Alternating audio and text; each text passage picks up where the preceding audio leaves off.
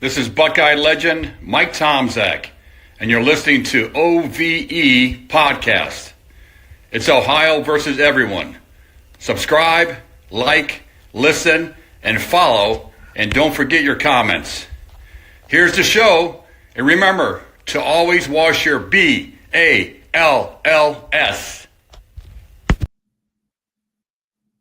Podcast post-WrestleMania, post-Raw after WrestleMania edition. It's Ohio versus everyone, wrestling focus today on this Tuesday, special time, by the way. Remember, subscribe, like, follow, share. You hit that little plus button if you're watching on YouTube, and subscribe to the channel as well. Hurt at work or in an accident, let attorney Robert Sugar go to war for you at warforyou.com. BJ, what's up, my man? Hey, Torque, how are you, man? Coming off Easter weekend, WrestleMania weekend. What a lot going on. My dad's 75th. Nice. Yeah. And I hope to make it to 55. Yeah. My dad, he looks like he's 50. Nice. That's good. That's good. Where'd you take Pops out over the weekend? We went to Z Cucina for dinner, had a great dinner there in Grandview, and then I took him golfing down at Pinnacle on Sunday. It was a beautiful day. Can he kick your ass or you still beat him? No, he kicked my ass. Really? Well, maybe 76 you can beat him. Yeah, we watched WrestleMania that night, night one, Saturday. After we got back from dinner, we shut it down and watched the surprise take place with Paul Heyman and Seth Rollins. You know, it's funny. Let's put in the chats, too, as we talk about WrestleMania and the Raw after WrestleMania. I'm assuming, let's put in the chats, what got you hooked on wrestling? Because did your dad get you hooked on wrestling? Yeah, actually, growing up, NWA on TBS, watching it at my grandmother's house. I'll never forget as a young kid, young boy, in the living room. We only had one TV in the whole house. And on Saturday mornings, NWA would be on. And then sometimes at night, NWA was one of those that was usually on in the evenings on the TBS station. That's how I got it, watching the Atlanta Braves and NWA, and really started watching it through NWA, and then it got into a WWF because WWF was more mainstream on I think it was on ABC at that time. So really my taste of wrestling and the way I look at it, what excites me is kind of the NWA storylines, which obviously we've seen meld those kind of realistic storylines into the more of the characters like WWF has, hence the merger between the two. But I love the Four Horsemen, Jim Cornette growing up. Watching them in the studio there was something special. Yeah, I got into it because I grew up in St. Paul, and every Sunday, I'm a big football fan. At 10 o'clock, it would be AWA wrestling. Then at 11, it would be the NFL Today pregame show, and then NFL football. So I was a big fan of AWA. That's where Hulk Hogan started. The Road Warriors were there. Big Scott Hall, who was a good guy, by the way. Not Razor Ramon, Kurt Hennig, Larry Zbyszko. Oh, yeah, the Gagne era. Yeah, a lot of great WWF players. Sergeant Slaughter, who I made out with his niece in high school. All of them were there, and that's how I fell in love with wrestling. And it took me a long time to get involved with the WWF just because they were taking away my favorite stars, and it would piss me off that they were taken away from the little guy. And then eventually when the little guy went away, I went to WWF, and then they created WrestleMania, and the rest is history. Let's talk about WrestleMania, and let's kind of go down. And one thing I think, just looking at it overall, BJ, is I think people are going to look at the disappointment of some of the matches, and I have, and put in your comments on what you think of WrestleMania 41. I can't disagree with anyone who expected more of certain matches, because I definitely did. But I think the one thing about WrestleMania is they want signature moments. I think a couple weeks ago we had someone put in the chat, wrestling is now about moments, it's not about matches. And you are always going to remember WrestleMania 41 when Seth Rollins, Paul Heyman orchestrated their demise of Roman Reigns and CM Punk. If anything from any of these matches, they put on a 5-star match that you'll always remember, and then they put on a fantastic swerve. I kind of mentioned it last week, though. I did mention it. Yeah, you did. Yep. One of my friends texted me right before his predictions, and that was one of them. Yeah. And, but I did say I don't think it'll work. And now after watching Raw, I think it will work. And we'll talk about that soon. But it's about moments. And sure, I think we expect BJ because the buildup was so long. There was nothing in between. We were 2 months. They go to Europe. I think we expected more when it came to the matches. But when it comes to moments, they nailed it. Oh, yeah. There's no question. Our listeners are attuned to that, WWE now is about moments. It's about the build up to those moments. The mechanics in the ring are kind of filling time for the narratives that take place now. It's not a technician's game anymore. It's a personality driven game. And if you don't have the ability to either work the mic or have somebody work the mic for you, regardless of your physical physique, you're not going to be included. Yeah, and it's a different level. And I'm going to explain to everyone out there in the three-way match of why those guys were put in the position they are put in, and then everybody else isn't put in that position. I'm going to explain specific things that you saw in that match, just the little things that make those three guys better than everybody on the planet, including an old John Cena and Cody Rhodes. They're just, those three guys are better wrestlers, better performers than those two guys. Yeah, look, I mean, in Cena, we know, I mean, first, singles match in 7 years, he's, this is his first year really back, getting into it. I thought he did well for being on the big stage and for being where he is in his career. He did as good as he could have been. I mean, at his age and where he's at, I mean, there's not much more I think we could have asked for from John Cena in a match against Cody Rhodes. I think Cody Rhodes, did a good job of carrying him from a technical standpoint as he could. But clearly we could see that in the ring, Cena, was not what he used to be, which we shouldn't have expected that. Yeah. I thought it was weird, the buildup, and we'll start with night one. The buildup of Jey Uso can't wrestle. Jey Uso says he can't, and they're kind of playing into that, right? In the pregame show and in SmackDown, they do the vignettes where Jey Uso going, I hear the chirps. I hear him chirping saying I can't wrestle. And then they do a wrestling match where it sucked. So all those people saying Jey Uso can't wrestle, you kind of prove their point. I don't know for wrestling match, I'll give it like 2.5 stars. But the ending, you take out a champion on a submission move and he taps out in 2 seconds. Yeah, not much drama there. More. Particularly against somebody like Gunther, right? Yes, it just was not a good match. Now, you know who looked great? Gunther looked great. He looked fantastic in that match. But when you start, if you go back to the history of WrestleMania and look at the first match to get it going, this one failed. It was sleepy time. It was a very sleepy time. When you wonder the build up to it, this is one of them we've talked about, right? After Royal Rumble, it did get the pop. I think that rivalry that it needed to. Hence, the other narratives kind of overpowered it, and I think you saw that there. I mean, that just wasn't both of them and the chemistry and the narrative that they put together just couldn't get the crowd going. It was probably best that they got that one out of the way first, anyhow. I think on night one, because it was kind of an afterthought of everything else that took place after. Yeah, agree. Then correct me if I'm wrong here, if I go out of order, was the second match the World Tag Team Championship match? Yeah. War Raiders against New Day. Again, a little bit better than the first match. New Day's cheat to win. Good outcome, excuse me. Not a great match. So you're kind of sitting there 0 for 2, right? Yeah. Early, though. Early. So yeah, early. Better 0 for 2 early than late. Yeah. Then it was Jade Cargill against Naomi. And explain to this on a storytelling aspect, right? Jade Cargill kicks ass, wins a back and forth match. Not a great match. So and this is why storytelling's so important. They're building Jade Cargill up to this badass, right? She's the badass gonna take on Charlotte Flair eventually. The next big badass, probably Rhea Ripley in her future, different big matches like that, headline matches.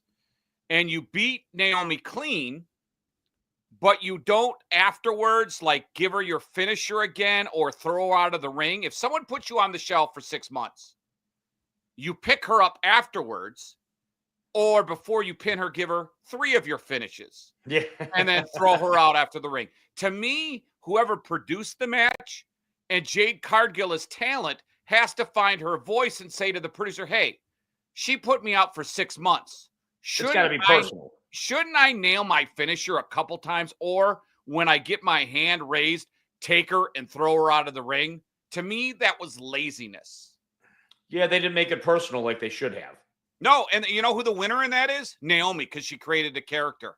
And you know who the loser was, even though she won, is Jade Cargill, because we're still trying to figure out if she can wrestle or not. Yeah.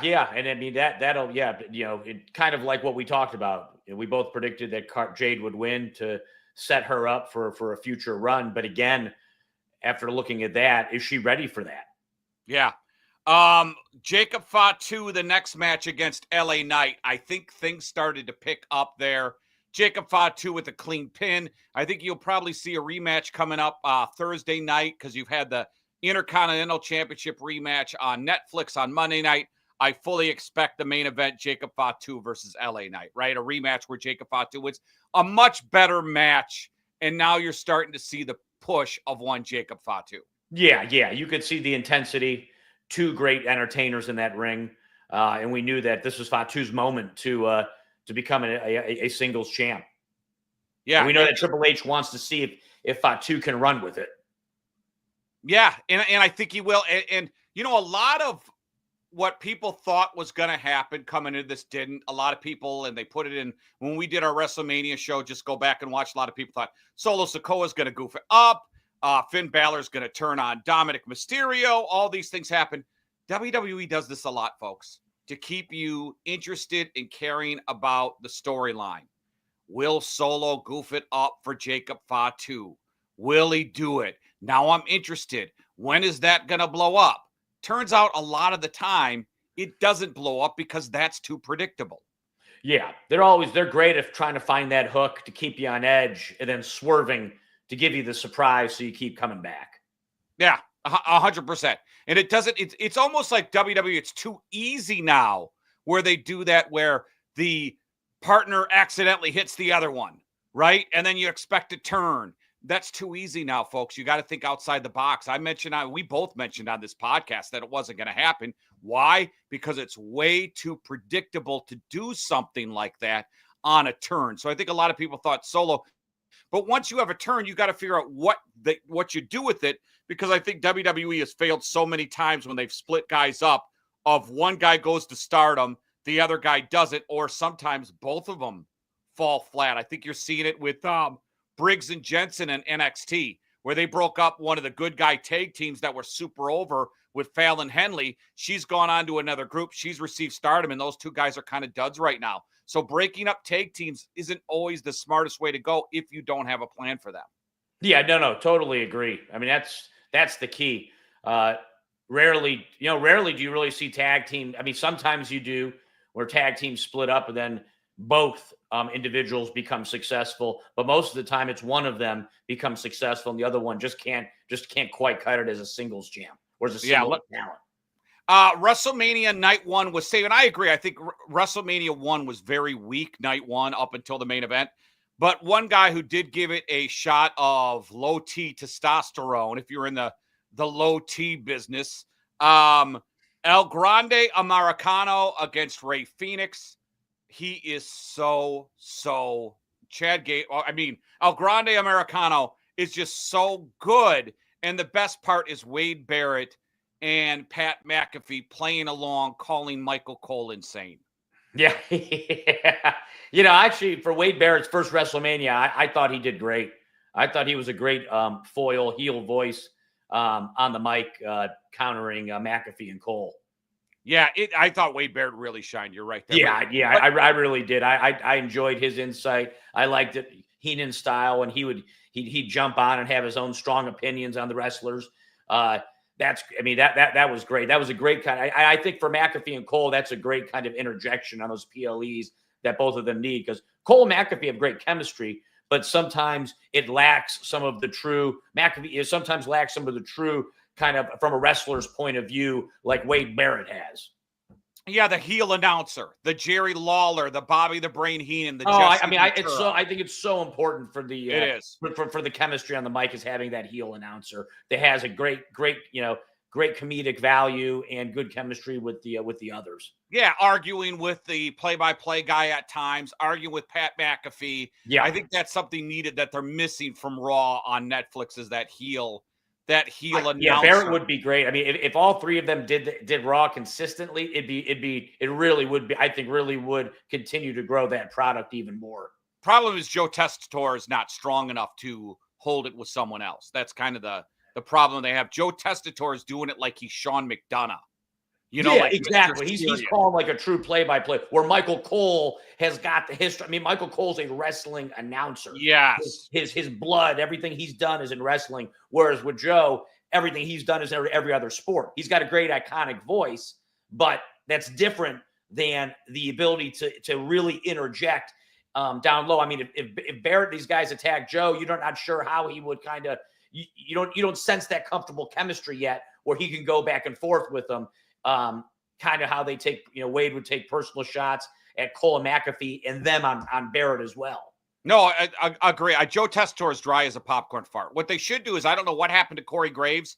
I don't know with Carmella getting fired if Corey Graves did something behind the scenes or not. Yeah, you're right. All of a sudden gone. He's on NXT.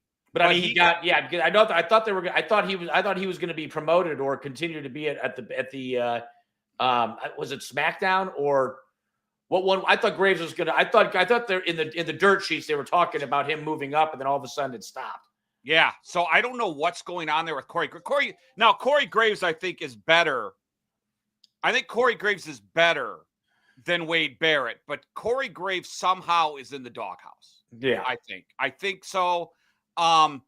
I don't have, I was texting a little bit with my buddy Vic Joseph over the weekend, but that's not something I'm going to ask him, or he would probably tell me, right? Yeah. I don't think he's gonna do that. But El Grande Americano, the one thing I was worried about with this match, BJ, is coming in. I was super worried that they were going to stop the push of El Grande Americano because they're trying to push Rey Fenix. And I'm glad that WWE kept with the plan and didn't, because the easy thing would be put Dragon Lee in there, but he's already beat Dragon Lee. And I'm glad that WWE did not stop the push of El Grande Americano. I think that's the biggest thing out of that match. Great match. I think you're going to see this rivalry continue, but you did not stop the push. Well, and I also think, as we heard in the announcement at WrestleMania, the purchase of Lucha Libre, the big Mexican wrestling federation, by WWE, I think we're definitely going to see more influence of that coming into WWE. Yeah, exactly. So let's go. 2 more matches. We got Tiffany Stratton versus Charlotte Flair. Are you shocked about that event? Yeah. I mean, look, I thought we were setting up for Flair to grab the belt, and now we're going to have Flair chasing again. Or, I mean, we don't know. I mean, is Flair injured, or is there something there? I mean, are they going to have her in a full-time chase? It'll be interesting to see. Now it's Tiffy time. Now that WWE is going to give, Tiffy Stratton some time to mature as a champion and see if she can hold the belt and hold that kind of presence and the eyeballs every week with somebody chasing it. Yeah, I'm surprised they did this, but what WWE definitely needed was another female main eventer. And they were, they had Rhea Ripley. They had Bianca Belair. Charlotte Flair. They really didn't have a fourth main eventer, and I think what they did is they took Tiffany Stratton and they put her to the fourth main eventer. Now with Becky Lynch back, they have 5. They were just running out of people. They're running out of people. And Flair will always be a main eventer, regardless of her losing. Her draw will always have her there. So you're right. Yeah. The ability to elevate Stratton gives you 4. Yeah, what you did is you took someone with a great personality, learning on the mic, and it's tough when you're against Charlotte Flair in WrestleMania, and she admitted, listen, the scene was really big for me. Really big for me. I came back strong in the back-to-back promos that we kind of got. Yes, she did. No. I mean, look, we talked about that. Well, one of the things that I wanted to see out of her was hitting Charlotte Flair personally. and really digging into that rivalry. And she did that in the next two promos after the interview, where we felt that she didn't get under Flair's skin enough. Yeah. And she did a really bad job. She let Charlotte Flair bulldoze her. I'm surprised they didn't give it to Charlotte Flair, but you're right. Charlotte Flair will still be the main eventer no matter what they do. And what this does is this gives Tiffany Stratton a signature win. Yeah. Yeah. Let's take a quick break. When we come back, the main event of night 1, we will run through night 2, and the follow-up of Raw was damn good in certain areas. We're back. 60 Seconds OVE podcast. We go to war for you. At Sugar Schnurr Trial Attorneys, we don't back down. Accident? Call us today at 877-WAR-FOR-YOU or visit warforyou.com for a free consultation. Know your rights, because results matter. That's 877-WAR-FOR-YOU. 877-WAR-FOR-YOU or visit warforyou.com. War for you. Warforyou.com. Dan Robb Management has over 40 years experience in all aspects of payroll, processing checks, tax filing, W-2 and 1099 preparation. First-time customers get 50% off their first 3 months processing fees. Give them a call now, 614-297-1158 or denrobmanagement.com. We are back on the OVE podcast, post-WrestleMania edition.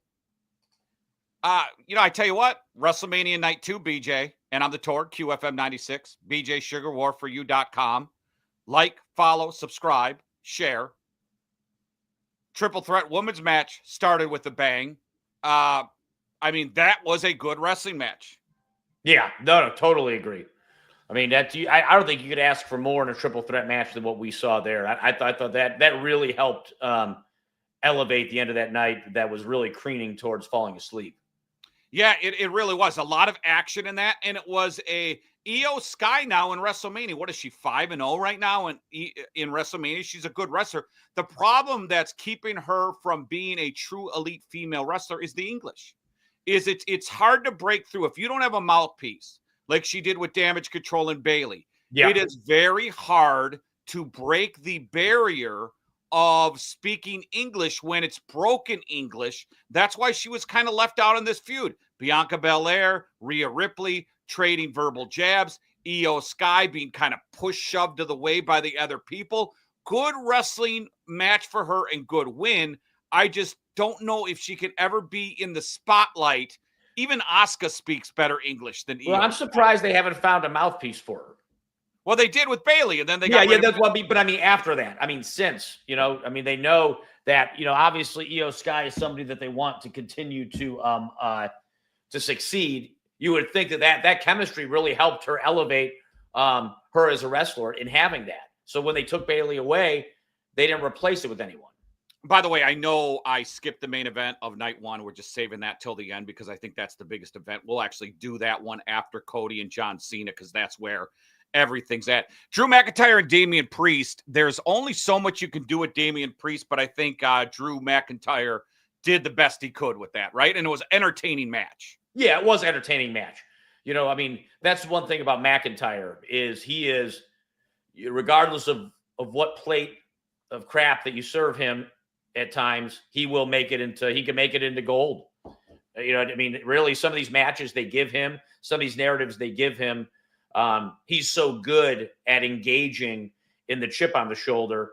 And he's very good in the ring. When you mix that, I really enjoy Drew McIntyre's character. Oh, it's really good. And now you're sitting there going, all right, what are they going to do with Drew McIntyre on SmackDown? Because I guarantee you Cody is going to talk about John Cena and Drew McIntyre's coming in and they're going to set that up. Guaranteed 100%. Guaranteed. Yep. And that's what they should. They should do. McIntyre deserves it. He really does. It's good writing. I called this one Dominic Mysterio beating Braun Breaker, Finn Balor, and Penta. It was the only way to go in this one. And for Dominic Mysterio to get a pretty much clean pin against Penta on the Raw following WrestleMania, Finn Balor's not in. Something's going to happen with Finn Balor in the Judgment Day. Yeah. And now you have elevated Dominic Mysterio to where he should go. You saw Stone Cold Steve Austin, John Cena before WrestleMania say this kid is a superstar. Stone Cold and John Cena are not going to say this if they didn't believe it. WWE has to listen. They have a true heel. He's a superstar, but you have to put wins behind it, right? So that's what they're doing now by giving him the strap. And trust me, he is going to run with this. It was the right move to start giving him signature wins. I don't care how long the title reign is, but I'm glad that WWE is finally getting it, that Dominic Mysterio is special. John Cena said Dominic Mysterio will be better than his dad. That's pretty high praise. No, I think Dominic Mysterio has played this character to perfection. And he continues to find ways to get the crowd behind him as a heel. And that's the kind of heat you need to be a superstar. He's great on the mic. He's got great natural facial expressions. The way he's got that mustache and his hair and just his whole the whole image of him is perfect. Not many people can pull it off, and he can. He really can. Randy Orton and Joe Hendry. That I didn't see Joe Hendry coming, man. But I tell you what, no, neither did I.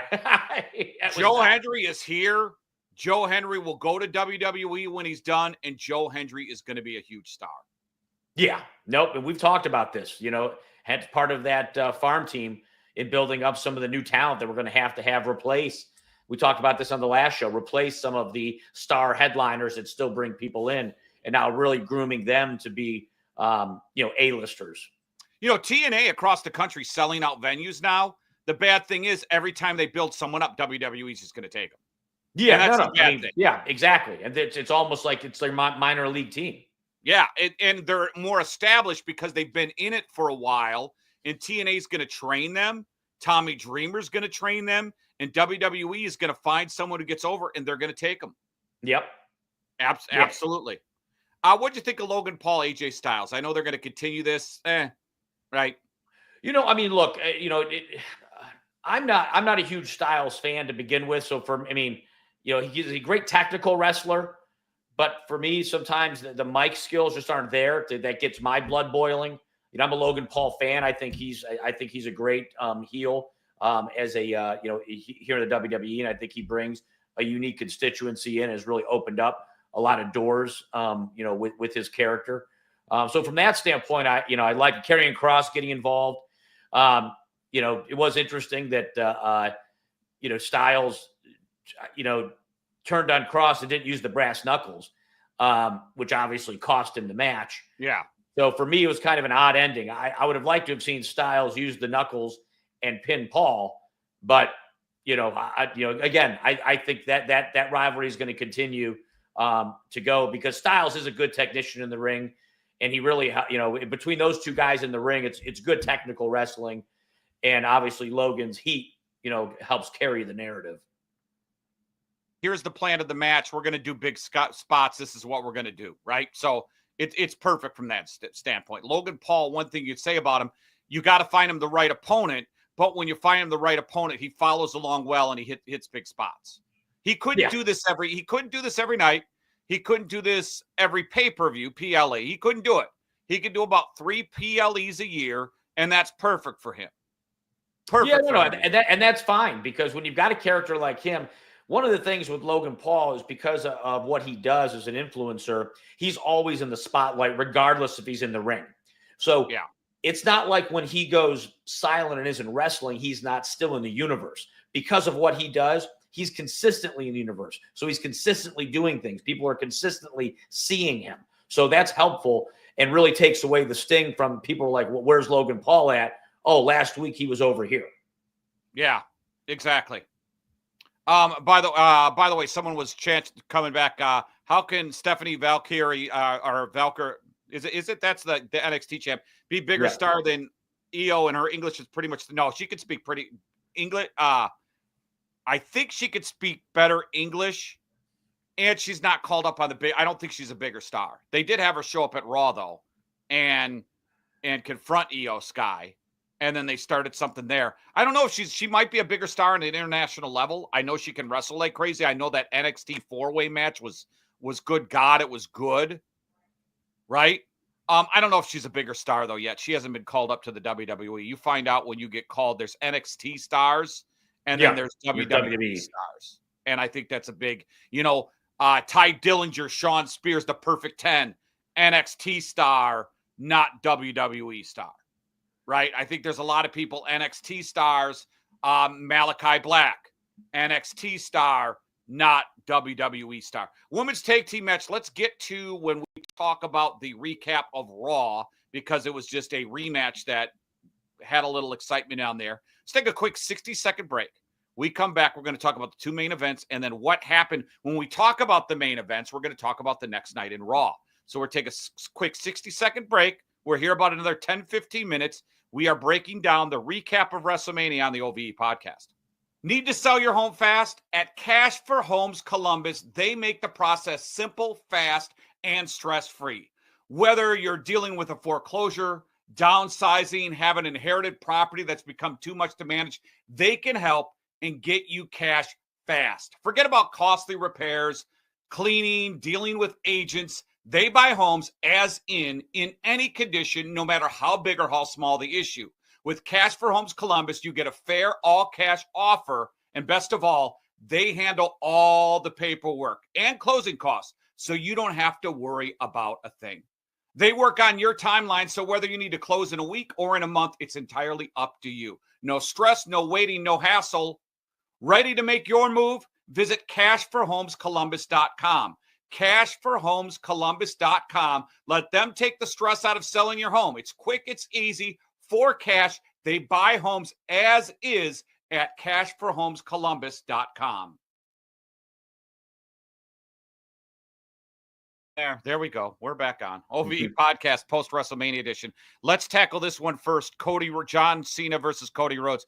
John Cena said that he has retired the belt. It looks like he has retired the belt. Randy Orton attacked him at Raw. Like we mentioned, we're going to set up Cena versus Orton. We're probably not going to get it as soon as we want to get it, but we will get it. It might not be for the title. Maybe it will be. We'll find out on SmackDown what they're going to do. You mentioned it in the beginning, BJ. John Cena is 47 years old. Hasn't had a match in 7 years. He wasn't good. The match wasn't good. Cody is not good enough to carry someone. Remember when Cody had the torn pec in the Hell in the Cell against Seth Rollins? Yeah. You can get away with that because Seth Rollins can carry you. Cody's a good wrestler. He's a B wrestler. He is B- on the mic. Cody's solid.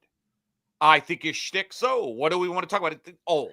He didn't have, his run wasn't good. It didn't have any spark. But Cody's not good enough to carry a John Cena who clearly is not even close to having what he had. I don't like the ending.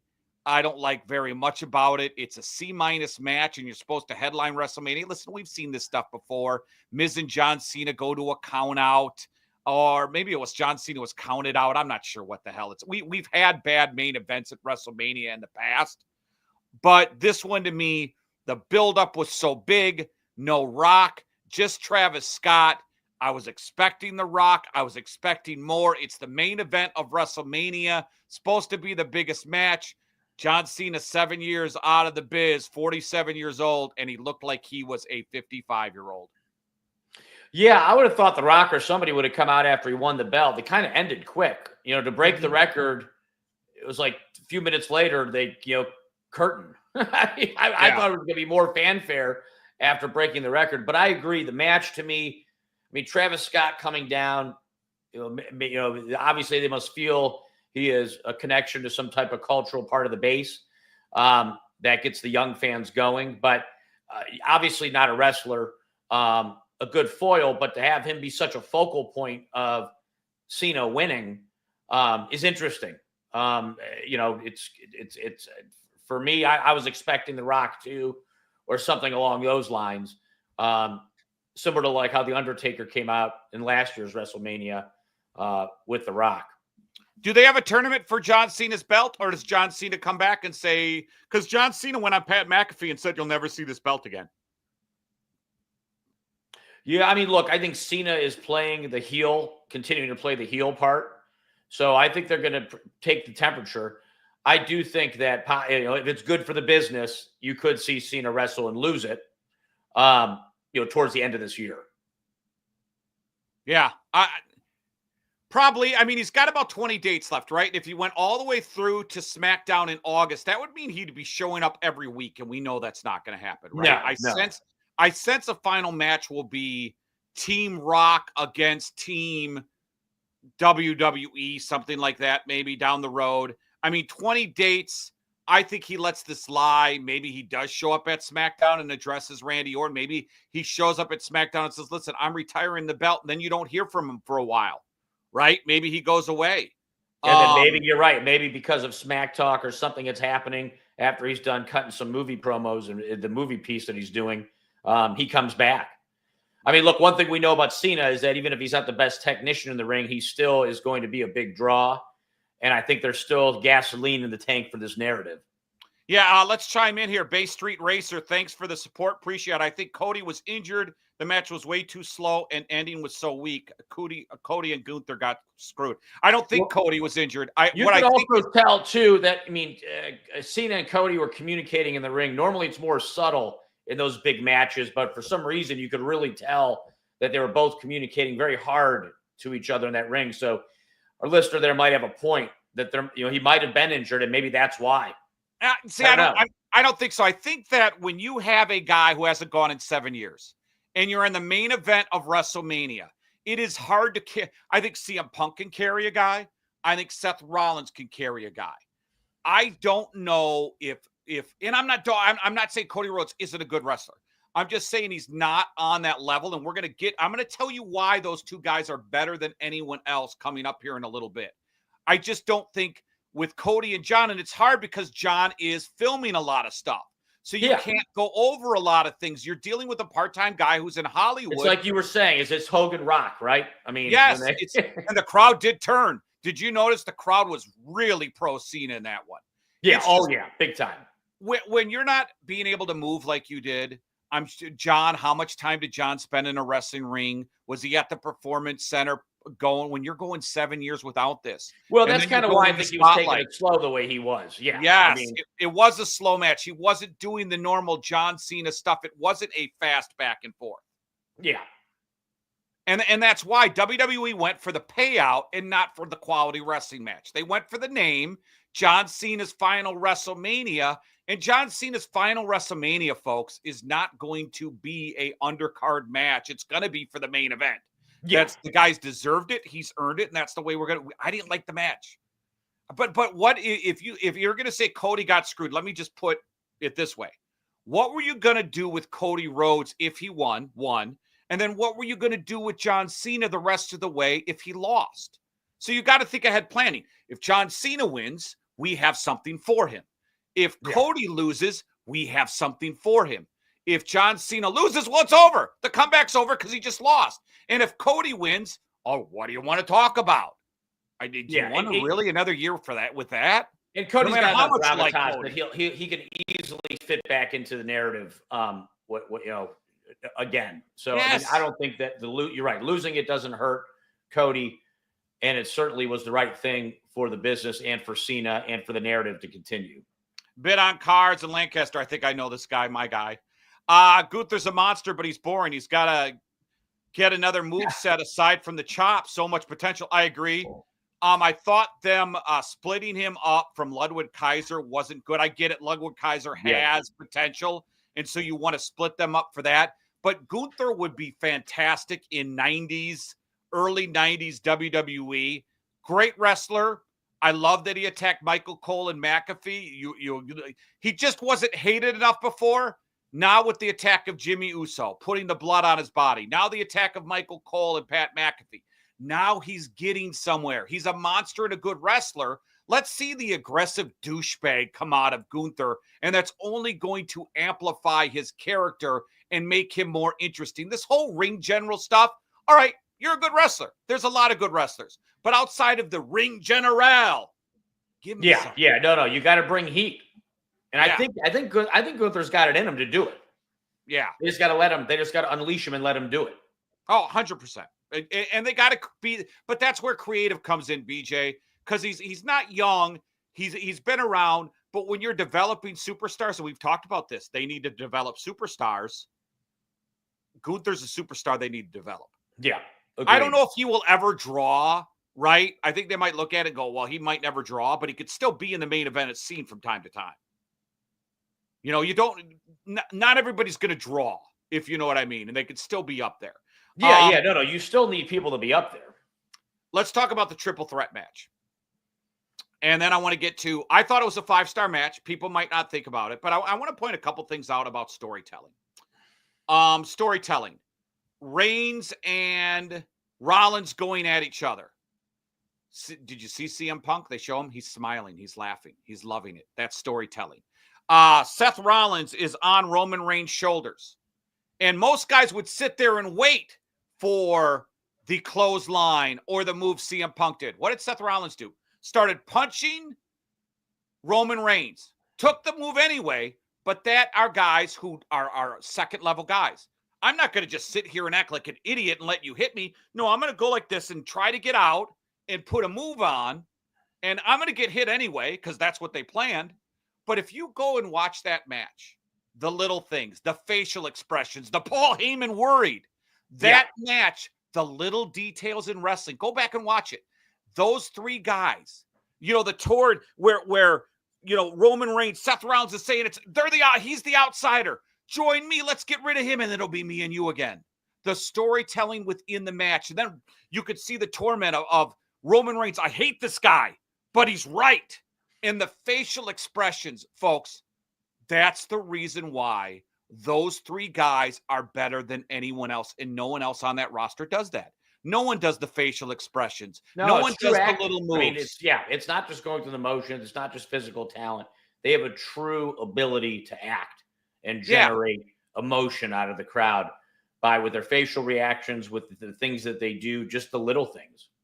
And folks, I'm not saying you can like Cody Rhodes. Cody Rhodes is more over. I'm not saying, what I'm saying is when it comes to their craft, those three guys are better than everyone else. CM Punk is the best in the world. It's just Phil Brooks is a douchebag.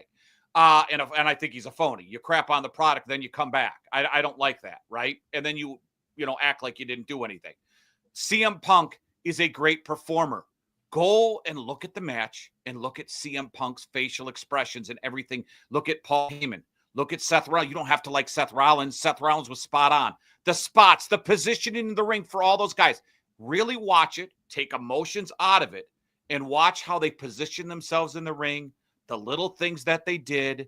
That's why those three guys are the best in the world at what they do. The problem is you had John Cena stuck in the main event and you were not going to have another one. From this point, BJ, you now have the Paul Heyman, Seth Rollins. They address the crowd at Raw. CM Punk comes out. Seth Rollins takes care of him. He's out of the ring. Roman Reigns comes in. You have been calling it for 6 months. You said it. Braun Breaker needs to be a Paul Heyman guy, and you had Braun Breaker join Seth Rollins, genius creative from WWE and Triple H. Yeah, absolutely. And now we can begin to see, I think, Breaker move to that next level with the help of Paul Heyman. Yeah, and you know what? He needed it. Braun Breaker's not strong enough. I saw him do Steiner math and it was fantastic on Pat McAfee. But you needed a Braun Breaker. You needed villains. And you got two of them instantly. And now Braun Breaker goes from mid-tier guy to top-tier guy. And now he has the opportunity to wrestle CM Punk, to wrestle Roman Reigns down in the future, to wrestle Jey Uso again now that Jey Uso's top dog. What you did is you took a guy and you elevated him to main event status. The question is, does someone else join? Becky Lynch turned heel. Do they have a female Paul Heyman gal? Do they take a younger wrestler? Do they take a Nathan Frazier who's on NXT? I'm just throwing names out here. Yeah. Do they take now an evolution type thing? Do they take it'd be great? Trick Williams joining them. Because you need a guy who takes the fall and takes a little ass kicking, right? And it's not going to be Rollins and Breaker. Put in the comments, does Paul Heyman add a third member now? and elevate the third member? Does Trick Williams, does someone from NXT come? Is there anyone on that roster? Does Finn Balor become a Paul Heyman guy? Huh? Yeah, does it happen? Is there someone on that roster right now that you look at and go, that person would be perfect with Paul Heyman? Can you think of anyone, BJ? I mean, no. I mean, let's think about it. You don't want somebody to overshadow. I mean, Rollins is the big personality, so he'll be the leader. Breaker's kind of almost, you feel like he's the understudy. Do you bring? Yeah, I mean, see, Gunther, I think it could be an appeal, but he doesn't have I don't think he's got the right personality for it. But I mean, he could be an interesting one. Yeah. By the way, Nick D thought it was a boring match. Nick D, watch it again. It had great spots in that. I disagree. I don't think it was boring at all. Braun has the capability to be all time with the right push. His ring presence is crazy. And I agree. Nick D, here's the issue with that, though. Without Paul Heyman, what is Braun Breaker? Who cares? Let him develop now with Paul Heyman. Paul Heyman's going to be, see, Roman Reigns talks about this a lot. Tribal Chief character was working hand in hand with Paul Heyman. Yeah. I wouldn't be here if it wasn't Paul Heyman. Paul Heyman's in creative. Paul Heyman's going to work with Seth Rollins. Paul Heyman's going to work with Braun Breaker. It really doesn't matter what Braun Breaker does from now on because he's got Paul Heyman to develop that guy. Paul Heyman is creative, and he works with certain people, and he's going to work with these guys. They're going to get so much better. That's the thing. It's just you're thinking on-air character, but it's off the air where Paul Heyman, that's why they call him the wise man. It's just not a thing that they're throwing out on the air. He's working with guys. Paul Heyman, credit for the Shield. Paul Heyman, credit for the Bloodline. Paul Heyman, credit. I guarantee you this is the beginning of what they're creating with Braun Breaker and Seth Rollins. Yep, it's only absolutely. going to get better. You got to go, brother? Yeah. All right, you got to go. Why don't you sign off? I'll do some final thoughts here. Remember, warforyou.com. I'll keep it going like 5 more minutes, and we'll go through the chat. So sign off. I'll let you remove. We'll do it next week. Yeah, let's get on next week. Yeah, let's break down Raw and the next thing's coming up. Absolutely. And we'll continue here with your comments. And I just wanted to follow up. It was such a big Raw, and Nick D, but you can't always bank on Paul to bring up talent. At what point they have to get themselves over? Absolutely.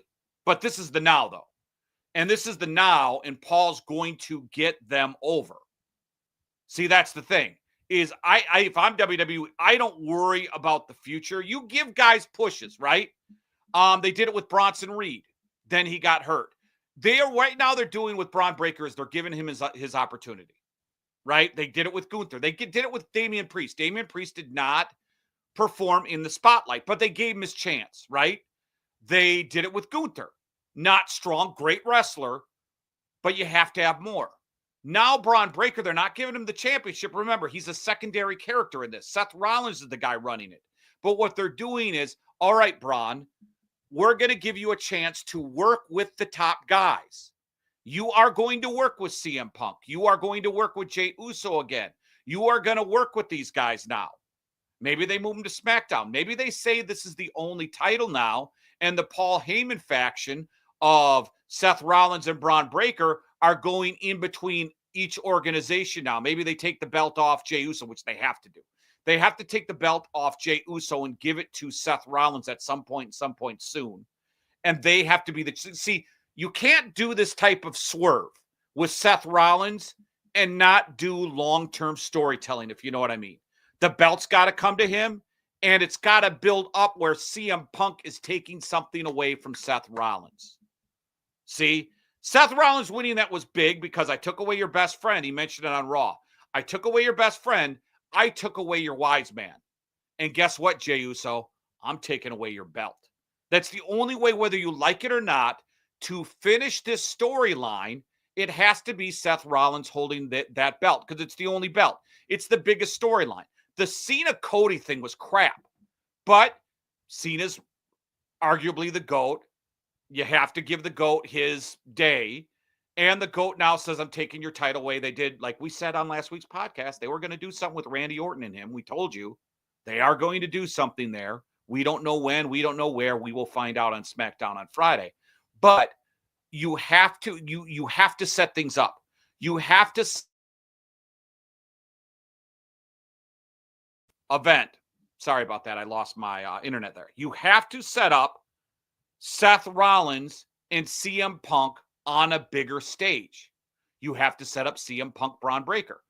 Braun now can mingle with the other guys, get the belt to Seth, and then either Seth loses the belt to Roman Reigns or loses the belt to CM Punk, or even better yet, he faces one of those guys at SummerSlam, and then you see someone else join the group. It's about storytelling. You have to play this out now. Braun Breaker is going to get a good year of Paul Heyman. And then who cares if you don't think, and listen, I agree with you if you don't think Braun Breaker was anything before Paul Heyman. If you watch this podcast when we do wrestling, BJ's a big Braun Breaker guy. I have not been a Braun Breaker guy. But Braun Breaker as a 2, remember, Batista was nothing before he joined Evolution. Randy Orton was a young kid before he joined Evolution. I'm not comparing these guys to Evolution because everybody's different. But Seth Rollins, 38 years old. You got to create new stars. We've talked about this before. WWE has a new star problem. And now you take Braun Breaker and hopefully someone else, right? And now you create stars. That's what you do. And eventually these guys turn on Seth Rollins, right? And then Seth Rollins goes away for a little bit and he comes back. And then he does a remorseful thing. But enjoy this ride. Enjoy the creative that they're going to do. Because that was just night 1 of this. WWE didn't do this if they didn't have a plan for this. If they didn't have a plan for Braun Breaker. Roman Reigns, from what I understand, he's doing like a TV show and a movie. I don't think you're going to see him around much longer. It is going to be CM Punk's ball to play. But I also think you're going to see Jey Uso and Sami Zayn. I would in fact predict this. And you will probably see this next week. CM Punk takes the week off.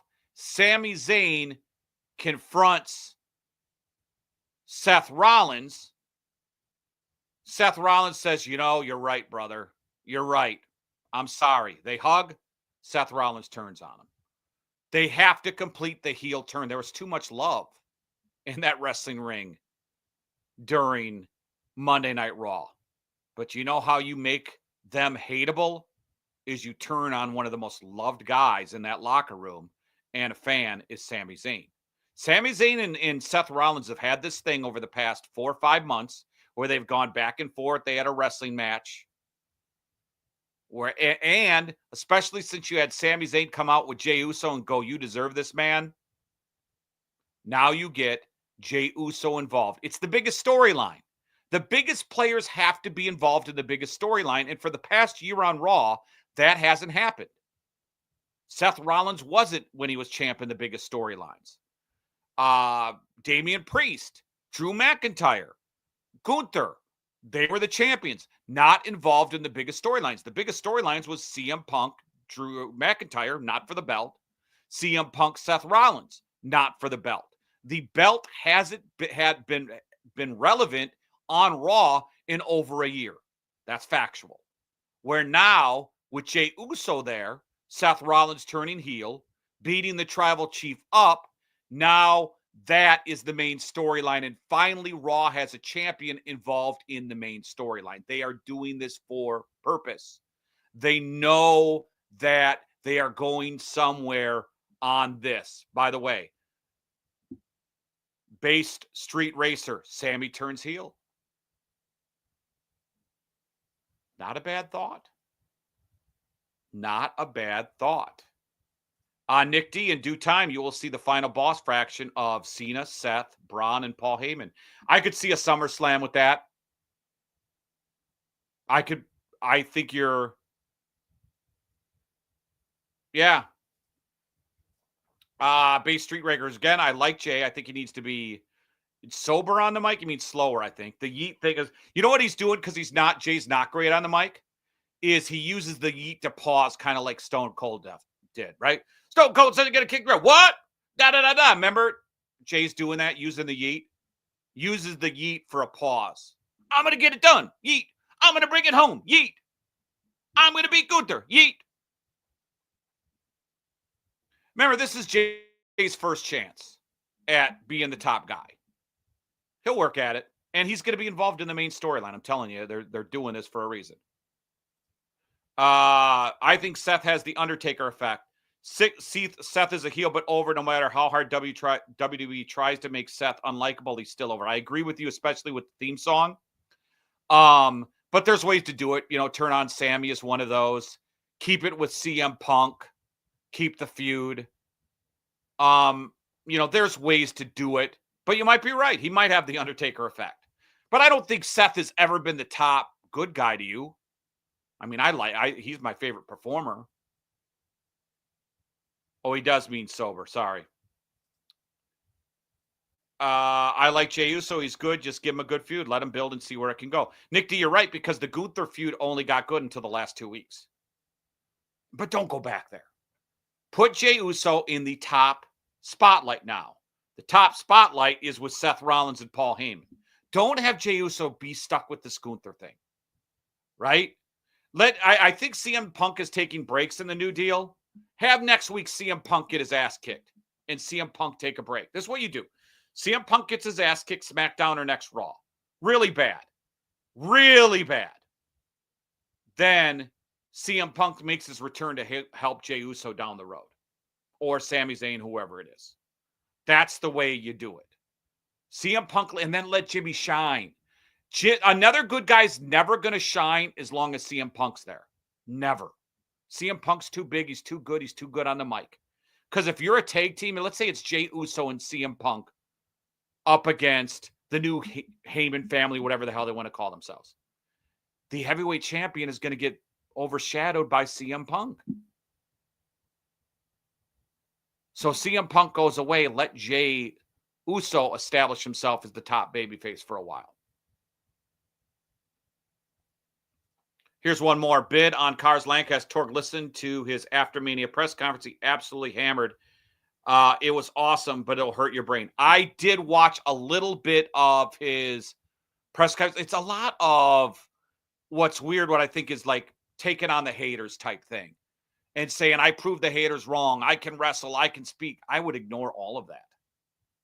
That's just me personally. I don't think you bring those things out. That's just me personally. All right, we've gone. Really appreciate you. A lot of people chiming in a perfect feud for Jay would be Sami Zayn, but you can't have a guy challenging for the belt who's got his ass kicked for the past 6 months. It'd be good for Braun Breaker and Sami Zayn to go at it. It'd be good for Jey Uso, Sami Zayn against Seth Rollins and Braun Breaker. That's good stuff. Good stuff today. We're back next week. More wrestling. Sam and I this week doing a draft podcast on Thursday. A lot of rumors about the Browns trading out of number 2. Remember, follow us, the OVEpodcast.com, social media as well. Appreciate you, and we are back later this week. Need to sell your home fast? At Cash for Homes Columbus, they make the process simple, fast, and stress-free. Whether you're dealing with a foreclosure, downsizing, have an inherited property that's become too much to manage, they can help and get you cash fast. Forget about costly repairs, cleaning, dealing with agents. They buy homes as in any condition, no matter how big or how small the issue. With Cash for Homes Columbus, you get a fair all-cash offer, and best of all, they handle all the paperwork and closing costs, so you don't have to worry about a thing. They work on your timeline, so whether you need to close in a week or in a month, it's entirely up to you. No stress, no waiting, no hassle. Ready to make your move? Visit cashforhomescolumbus.com. Cashforhomescolumbus.com. Let them take the stress out of selling your home. It's quick, it's easy. For cash, they buy homes as is at cashforhomescolumbus.com.